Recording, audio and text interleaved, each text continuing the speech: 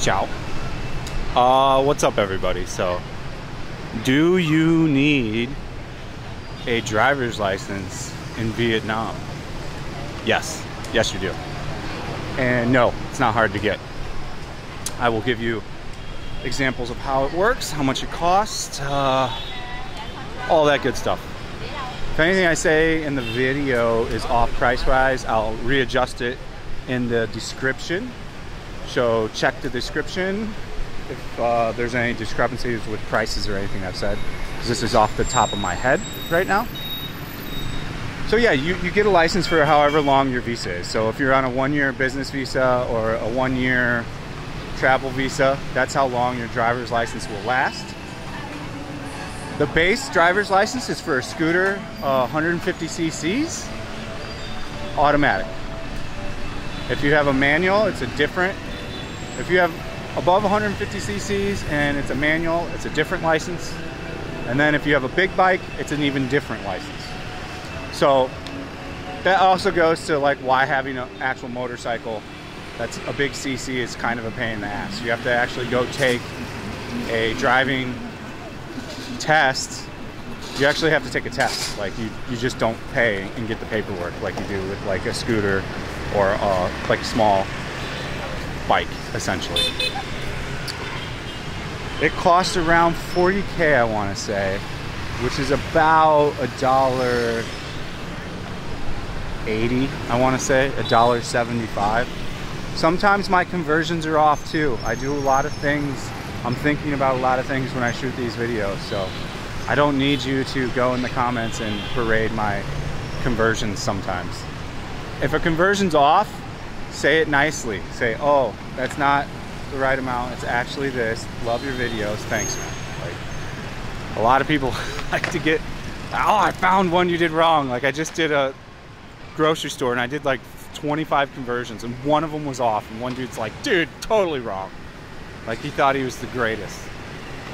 But anyways, and it's really easy to get the scooter one. You go there once with paperwork. The paperwork's in Vietnamese, so you have to convert the Vietnamese document, like each line, to English and fill out what they're asking you there. And then they take a picture of you bring a photocopy of your passport, a photocopy of your visa, and bam. You go there, you pay the 40K. I want to say it's 40K. It could be 80K. I'll correct that in the description, as I'm not sure. Here's the Delat pizza lady. She's got plenty of phomai. Like she seems to be the premier cart here. Like maybe we'll buy one off her. I don't know. It's not really keto. I mean, I don't know how much carbs are in the rice paper, but everything else in it is keto. Ciao. But yeah, it's super easy to do. It took me 15 minutes to go there the first time to drop off the paperwork, and then a week later I came back and I had the license. So it'll save you a lot of trouble if you get pulled over. You'll get less of a bribe. Now I'm going to flip side this. Do you have to have a driver's license here? Absolutely not. You can 100% never get a license, even on a bigger CC bike, and anytime you get pulled over, you just have to pay a bribe. Even if you get pulled over with a license, you're still probably going to have to pay a bribe. But yeah, you can 100% drive around without ever getting the Vietnamese license. In fact, it doesn't go too far, because usually if you even get pulled over with the license, they're still pulling you over for a reason. So there's still going to be a bribe at the end of the day. Like, so I mean, is it needed? No, not really. But is it nice to have the additional shit? Yeah. It gives them less to like try to fine you on. Well, this chick's got an interesting outfit. It gives them less, you know,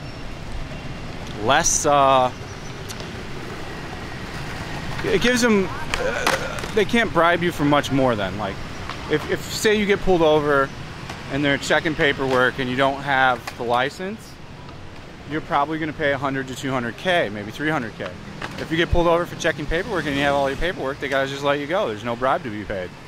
They might try to make up something like you broke some traffic law. Very rarely you'll get pulled over and they'll have a camera, and that's usually they'll follow through with whatever it is and there'll be no bribes in that scenario. They've been doing that a little bit more lately. There's an MT-15. bike. But for the most part, if you drive normal and you don't drive like a dickhead and you don't take the sidewalk, and you don't take the sidewalk, and you don't go the wrong way on the one way, things like that, you probably won't get pulled over. Like, most Vietnamese get pulled over for like riding on a sidewalk or stuff like that. And then a lot of times I've seen them ride on the sidewalk right past the cop and the dude just doesn't care. Like, it's primarily a bribe system though for the getting pulled over. They usually take a fee from you and then let you go. I watched when I first got here this super drunk dude get pulled over on his bike, and he just paid a fee and got right on his bike and drove his ass home. So yeah, they've kind of cracked down on the drinking and driving, but it's I would want to have my license here, but like I said, you don't have to have it. It's not like a must-have, but I have mine. And yeah, so like say you get a TRC, you get a temporary residence card, the license is going to last as long as that. You can be lazy and go through an agency. I think they're anywhere from like $50 to $150 to have an agency do it, but what for? Like, it literally took 30 minutes of my total time to get my own license for $40K, I want to say. So I mean, for like around $2, you can just do it yourself. It's a big thing expats do, is they trust all these visa places and all these things to get done for them. It's try to do all your paperwork legitimately. Don't do any of it fakely. It just, especially getting your visa, like, why not just do it the right way? It's you can't just trust all that stuff, but a lot of expats do, you know. They just pay like a visa lady that'll say, oh, I'll get you 2 years, and there you go. And then they don't even get any information on what they're even getting, like what kind of visa they're getting there. And Vietnam, as of late, has been clamping down on that a little bit. I'm sure that they always, like, once in a while for the past few years, come along and bust some people and make a show out of it, but I don't know how long that's gonna last, where you can just pay a visa lady and you're good for 2 years. Like, there's gonna get to a point where they're gonna want to collect on like what you're falsely saying that you're doing, you know what I'm saying?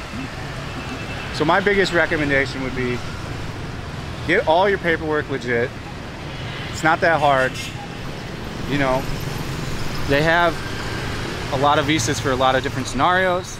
It's not as hard to stay long term as people would like to think.